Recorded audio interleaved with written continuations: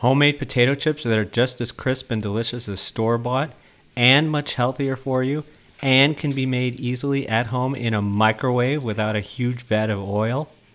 Yes, it is possible. Let me show you how.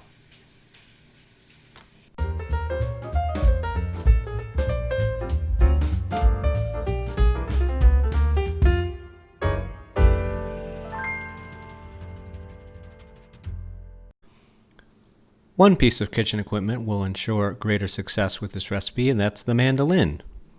No, not that mandoline. This mandoline, the one that slices thinly and evenly. If you don't have one, no big deal. Just slice very thinly and carefully with your kitchen knife. But a mandoline will ensure that the potato chips cook much more evenly.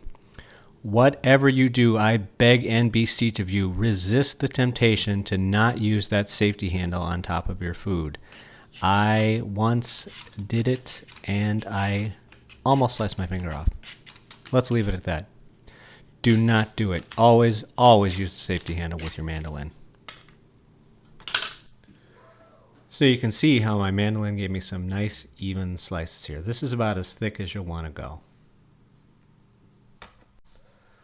The next step will be to bathe your potato slices in cold ice water for about 3 minutes. This is going to get the starch off the top and help your potato chips crisp when they cook.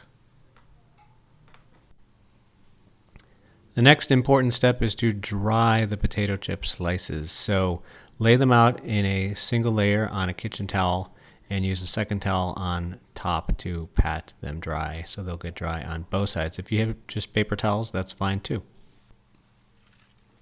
Next, on a microwave safe plate, I want you to put a piece of parchment paper down, and the trick to get the parchment paper to lay flat and not be curled is to simply crumble it up into a ball and then flatten it.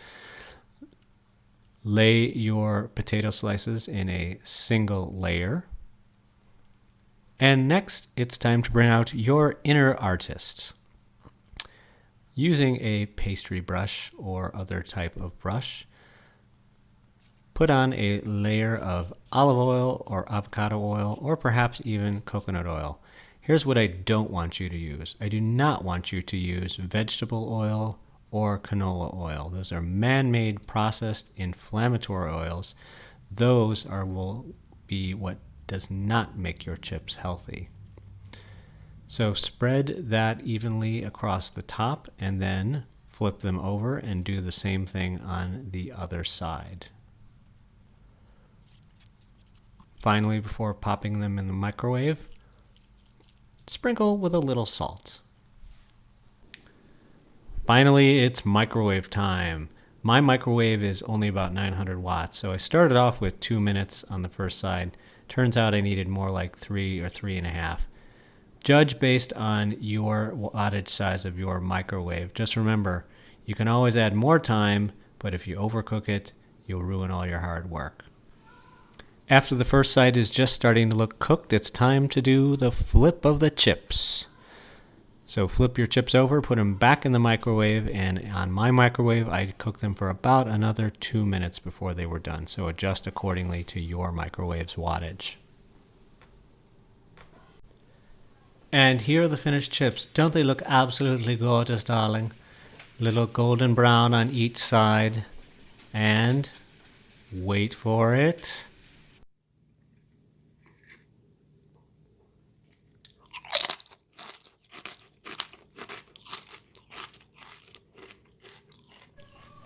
Did you hear that? Delightful perfection in a chip. That crunch was absolutely fabulous. Now, I did find that this recipe is perfect for a single serving. If you do too many batches of these in the microwave, the time is just going to add up, and you're better off doing them on large baking sheets in the oven so you can get more done.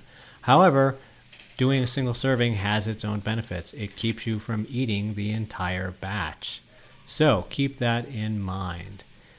Please comment below. I'd love to have you check out some of my other recipes on Dad's dishes. And now a word from my trusty assistant. Trusty assistant, you tried the potato chips. What did you think of them? They were good. Would you think that they're better than chips from a store? Not really, but pretty close. But they are healthier for you.